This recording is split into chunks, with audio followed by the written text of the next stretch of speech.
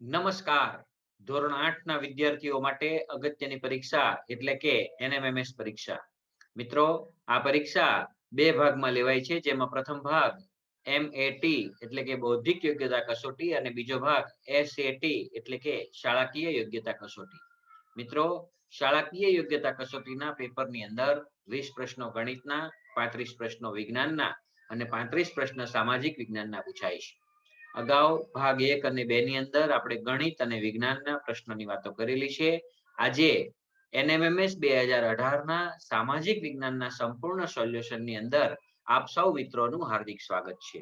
મિત્રો, હજી સુધી તમે અમારી લાઠિયા એજ્યુકેર ચેનલને સબસ્ક્રાઇબ ન કરી હોય તો સબસ્ક્રાઇબ કરજો, જેથી અમારા નવા વિડીયોની જાણ આપને થઈ શકશે. મિત્રો, આજે એનએમએમએસ 2018 ના શાળાકીય યોગ્યતા કસોટીના સામાજિક વિજ્ઞાનના પ્રશ્નોની વાતો કરીશું. પ્રશ્ન ક્રમાંક 146. અણહિલવાડનું અપભ્રંશ થયેલું નામ નીચેનામાંથી કયું છે? એ પાટણ, બી અનાવાડા, સી વડનગર અને ડી ધોળકા. મિત્રો, આપણો જવાબ બી અનાવાડા આવશે. પ્રશ્ન ક્રમાંક 147. નીચેનામાંથી કયું સરોવર અંશતઃ ખારું પાણી ધરાવે છે? એ સાંભર, બી ચિલ્કા, સી નળ સરોવર અને ડી કોલાર. મિત્રો, આપણો જવાબ સી નળ સરોવર આવશે. પ્રશ્ન ક્રમાંક 148. ટ્રાયલ કોર્ટ કોને કહેવાય? એ તાલુકા અદાલત, બી જિલ્લા અદાલત, સી વડી અદાલત અને ડી લોક અદાલત. મિત્રો, આપણો જવાબ એ તાલુકા અદાલત આવશે. પ્રશ્ન ક્રમાંક 149. મુઘલ કાળમાં કાજી કોને કહેવામાં આવતું હતું? એ સરકારનો ઉપરી, બી નાણાં સંબંધિત અમલદાર, સી ન્યાયાધીશ અને ડી સર સેનાપતિ. મિત્રો, આપણો જવાબ સી ન્યાયાધીશ આવશે. પ્રશ્ન ક્રમાંક 150. ચોમાસામાં જ્યાં પાણીનો સંગ્રહ થતો હોય ત્યાં તેવી નીચાણવાળી જમીન વરાપી ગયા બાદ જે ખેતી થાય તેને કઈ ખેતી કહેવાય છે? એ સિંચાઈની ખેતી, બી બાગાયતી ખેતી, સી સામાન્ય ખેતી અને ડી સૂકી ખેતી. મિત્રો, આપણો જવાબ ડી સૂકી ખેતી આવશે. પ્રશ્ન ક્રમાંક 151. ઊનની બનાવટો અને પોશાકની વસ્તુ પર ગુણવત્તા દર્શાવતી શેની નિશાની હોય છે? એ વૂલમાર્ક, બી હોલમાર્ક, સી આઈએસઆઈ અને ડી એગમાર્ક. મિત્રો, આપણો જવાબ એ વૂલમાર્ક આવશે. પ્રશ્ન ક્રમાંક 152. મધ્યરાત્રિના સૂર્ય તરીકે કયો દેશ જાણીતો છે? A Bharat, B Canada, C Brazil અને ડી નોર્વે. મિત્રો, આપણો જવાબ ડી નોર્વે આવશે. પ્રશ્ન ક્રમાંક 153. અસમનું કયું નૃત્ય બહુ જાણીતું છે? એ કુચીપુડી, બી બિહુ, સી ભરતનાટ્યમ અને ડી કથકલી. મિત્રો, આપણો જવાબ બી બિહુ આવશે. પ્રશ્ન ક્રમાંક 154. વૈષ્ણવ ધર્મની આચાર્ય પરંપરામાં છેલ્લા આચાર્ય કોણ હતા? એ વલ્ભાચાર્ય, બી ચૈતન્ય મહાપ્રભુ, સી હરિદાસ અને ડી વલ્લભદાસ. મિત્રો, આપણો જવાબ બી ચૈતન્ય મહાપ્રભુ આવશે. પ્રશ્ન ક્રમાંક 155. નીચેનામાંથી કઈ જોડ સાચી નથી તે જણાવો. A Russia Moscow, B France Paris, C Germany Berlin અને ડી બ્રાઝિલ ચીલી. મિત્રો, આપણો જવાબ ડી બ્રાઝિલ ચીલી આવશે. પ્રશ્ન ક્રમાંક 156. 1 મિનિટમાં આશરે કેટલા કિમીની ઝડપે પૃથ્વી સૂર્યની આસપાસ પરિક્રમા કરી રહી છે? એ 17,060 કિમી, બી 1760 કિમી, સી 16,070 કિમી અને ડી 17,600 કિમી. મિત્રો, આપણો જવાબ બી 1760 કિલોમીટર આવશે. પ્રશ્ન ક્રમાંક 157. પાટણમાં કઈ વાવ આવેલ છે? એ રાણકી વાવ, બી અડીકડીની વાવ, સી અદાલતની વાવ અને ડી રૂડાબાઈની વાવ. મિત્રો, આપણો જવાબ એ રાણકી વાવ આવશે. પ્રશ્ન ક્રમાંક 158. ખજુરાહોનું મંદિર ક્યાં આવેલું છે? એ મધ્યપ્રદેશ, બી મહારાષ્ટ્ર, સી ગુજરાત અને ડી કર્ણાટક. મિત્રો, આપણો જવાબ એ મધ્યપ્રદેશ આવશે. પ્રશ્ન ક્રમાંક 159. કયા ખરડા માટે રાજ્યપાલની પૂર્વ મંજૂરી જરૂરી છે? એ નાણાકીય, બી બંધારણીય, સી વહીવટી અને ડી એક પણ નહીં. મિત્રો, આપણો જવાબ એ નાણાકીય આવશે. પ્રશ્ન ક્રમાંક 160. મંત્રીમંડળના વડા કોણ છે? એ રાજ્યપાલ, બી વડાપ્રધાન, સી રાષ્ટ્રપતિ અને ડી મુખ્યમંત્રી. મિત્રો, આપણો જવાબ ડી મુખ્યમંત્રી આવશે. પ્રશ્ન ક્રમાંક 161. અમેરિકાના મૂળ વતનીઓને રેડ ઇન્ડિયન અને તેના કિનારાઓના ટાપુને શું કહે છે? A Cape of Good of, B West Indies, C Portugal અને ડી મલિંદી. મિત્રો આપણો જવાબ બી વેસ્ટ ઇન્ડિઝ આવશે. પ્રશ્ન ક્રમાંક 162, બક્સરનું યુદ્ધ કયા વર્ષમાં થયું? એ 1765, બી 1764, સી 1757 અને ડી 1756. મિત્રો આપણો જવાબ બી 1764 આવશે. પ્રશ્ન ક્રમાંક 163, મને ઓળખો, હું ઓક્સિજનના જલદપણાને મંદ કરું છું. A nitrogen, B hydrogen, C helium અને ડી કાર્બન ડાયોક્સાઇડ. મિત્રો આપણો જવાબ એ નાઇટ્રોજન આવશે. પ્રશ્ન ક્રમાંક 164, ભૂમિ વિસ્તારો પાસે આવેલા સ્થાનિક જળ વિસ્તારો, સમુદ્રી ઉપસાગરો એકબીજા સાથે જોડાયેલા છે તેને શું કહે છે?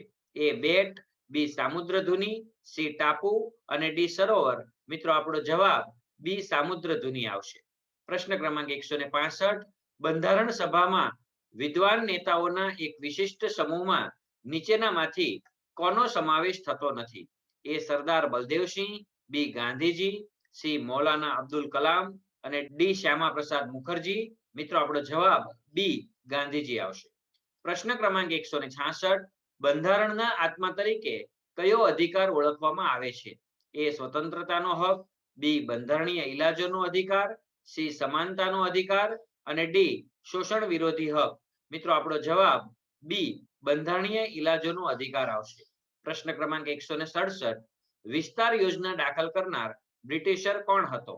એ Dalhousie, B Wellesley, C Cornwallis, D Sir Thomas Roe. મિત્રો આપણો જવાબ બી વેલેસ્લી આવશે. પ્રશ્ન ક્રમાંક 168, ભારતમાં મુંબઈથી થાણા સુધીની સર્વપ્રથમ રેલવે લાઇન ક્યારે શરૂ થઈ હતી? એ 1853, બી 1857, સી 1953, ડી 1753. મિત્રો આપણો જવાબ એ 1853 આવશે. પ્રશ્ન ક્રમાંક 169, જ્વાળામુખી વિસ્ફોટ થવાનું મુખ્ય કારણોમાંથી નીચે પૈકી કયું નથી? એ ખૂબ ઠંડીથી જમીન સંકોચાવાથી, બી લાવારસનું ભૂસપાટી તરફ થતું વહન, સી પૃથ્વીના પેટાળનું તાપમાન, ડી વાયુ અને વરાળનો ઉદ્ભવ. મિત્રો આપણો જવાબ એ ખૂબ ઠંડીથી જમીન સંકોચાવાથી આવશે. પ્રશ્ન ક્રમાંક 170, જેનો મંગલ પાંડે વિરોધ કર્યો હતો તે રાઇફલ કે જેના કારતૂસમાં ગાય અને ડુક્કરની ચરબીનો ઉપયોગ થતો હતો તેનું નામ શું હતું? એ એરોનોટિક, બી એનીફિલ્ડ, સી એનાકોન્ડા અને ડી એફિલ્ટન. મિત્રો આપણો જવાબ બી એનીફિલ્ડ આવશે. પ્રશ્ન ક્રમાંક 171, કાયમી જમાબંધી નામની મહેસૂલ પદ્ધતિ અમલમાં મૂકનાર ગવર્નર જનરલ કોણ હતો? એ વેલેસ્લી, બી કોર્નવાલિસ, સી ડેલહાઉસી અને ડી વિલિયમ બેન્ટિક. મિત્રો આપણો જવાબ બી કોર્નવાલિસ આવશે. પ્રશ્ન ક્રમાંક 172, સતી પ્રથા દૂર કરવા માટેના પ્રયાસો કરનાર ભારતીય સમાજ સુધારક કોણ હતા? એ સ્વામી આનંદ, બી સ્વામી વિવેકાનંદ, સી રાજા રામમોહન રાય અને ડી સ્વામી દયાનંદ. મિત્રો આપણો જવાબ સી રાજા રામમોહન રાય આવશે.